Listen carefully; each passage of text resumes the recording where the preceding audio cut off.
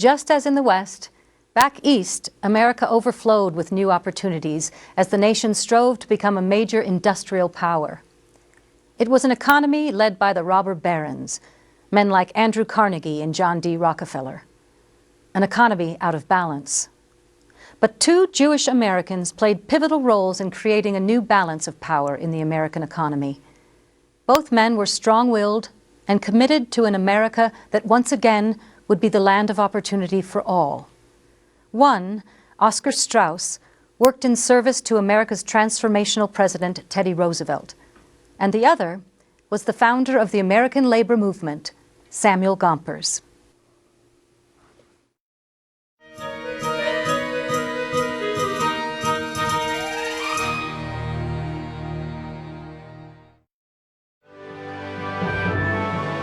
Throughout America's history, there seems to have been an unstoppable force expanding rights and freedoms for its citizens.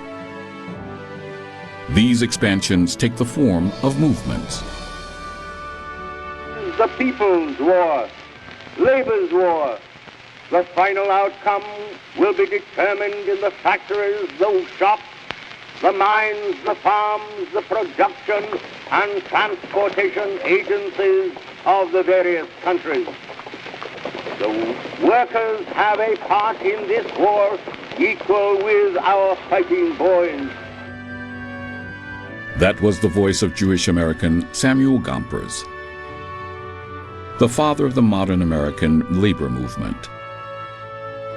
One of those singular men and women who moved mountains through unparalleled vision, dedication, and relentless effort, who expanded the common good for all Americans.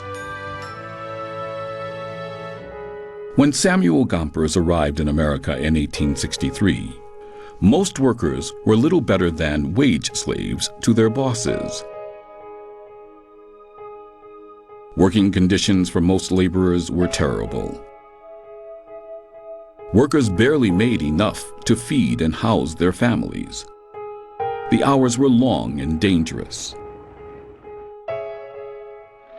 There were no safety regulations, and a worker could be fired without cause. It was the desire to change the plight of the working man to which Samuel Gompers dedicated his life. He knew that if American workers were treated with respect, that if they were able to achieve the American dream of prosperity and dignity, America would become a great nation. Who was this singular man? Born in London, England on January 27, 1850, as a young boy, Gompers was apprenticed to a cigar maker. Then at 13, his family moved to Manhattan's Lower East Side in New York City. Here Gompers joined the Cigar Makers International Union in 1864. Manhattan's Lower East Side was rapidly becoming home to Jewish Americans, intellectuals, socialists, and workers, all of whom lived in this crowded area of the city, a hotbed of ideas for reform and unionism.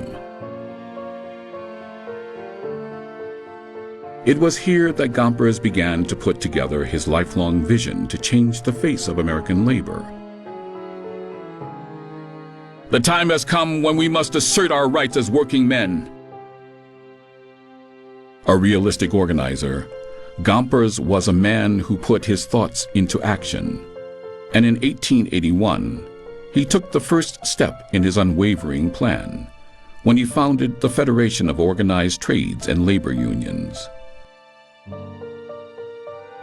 5 years later, it became the American Federation of Labor, a groundbreaking union that would transform all American unions.